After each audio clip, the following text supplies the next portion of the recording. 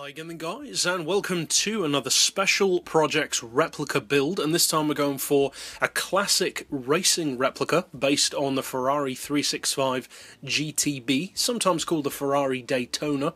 Now this particular build is one of, as far as I'm aware, a number of different racing variations of the 365, and in particular I'm going for the Competizione S1 model.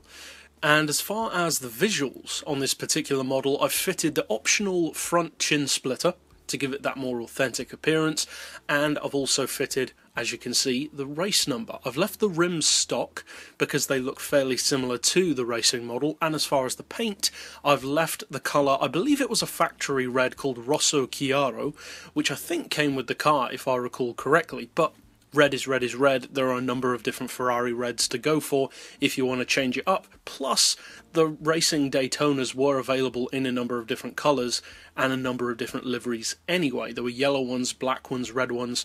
So there is an opportunity to change it if you want to. Overall, though, the visuals are fairly simple. That's all I've done to it. So we'll go over first of all to the mechanical side of things, and then, of course, take it out to a racetrack.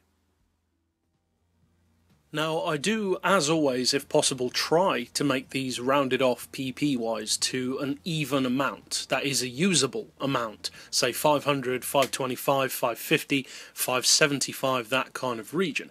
Happily, this one does quite nicely round off to 525, which is a fairly common PP level to race at. Now, I've gone for racing hard tyres just to see what it can do in less than perfect conditions. You could, of course, go for racing softs or sports softs or whatever you need.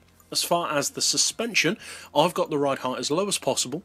Springs I've increased to 850 and 825, the dampers to 5 all round, with anti-roll reduced to 2 and a neutral camber and toe angle. We'll come back to the gearbox in just a second. As usual, I would recommend changing around the diff to find what works best for you. But for me personally, I've gone for halfway on initial torque and as low as possible on acceleration and braking. As far as power, the real race car, according to the specs I could find, has 402 horsepower. But to get it rounded off to the correct PP, or the PP that I wanted it to be, I have fitted some parts. Now, you don't need to fit these upgrades to get 402 horsepower. You don't need to do very much at all to get that kind of power. So this is optional. Now, the advantage of doing what I've done, which is fitting the parts and then reducing the power limiter, is that it both allows you to have a higher PP for that given amount of power, and it also allows you to have significantly more torque at that level. So it's interesting to note that there are advantages there. Now, as far as the parts that I've fitted, as you can see, I've gone for basically everything, plus an oil change, then reduce the power down to 56.9%. Then, as far as the weight, you want the full weight loss package and add 147 kilos of ballast to bring us up to the actual weight of the real Competizione S1 model, which is 1200 kilos, or that's the quoted weight at least, and I would recommend leaving that in the stock position to keep it at 525 pp. Now finally, for the gearbox, I wasn't actually able to find the gearbox ratios of this particular racing model. So if anyone is maybe an aficionado of Daytona race cars, maybe you know of those gear ratios, then of course feel free to slap those down in the comments for the benefit of others. But for now, I went for more of an improvised gearbox, which is, as you can see, an auto setting of 180, then individual gears of 4.2, 2.7, 1925, 1475 and 1.2, with a final drive of 3. So that's it overall for the tune. Now let's take it out to the track.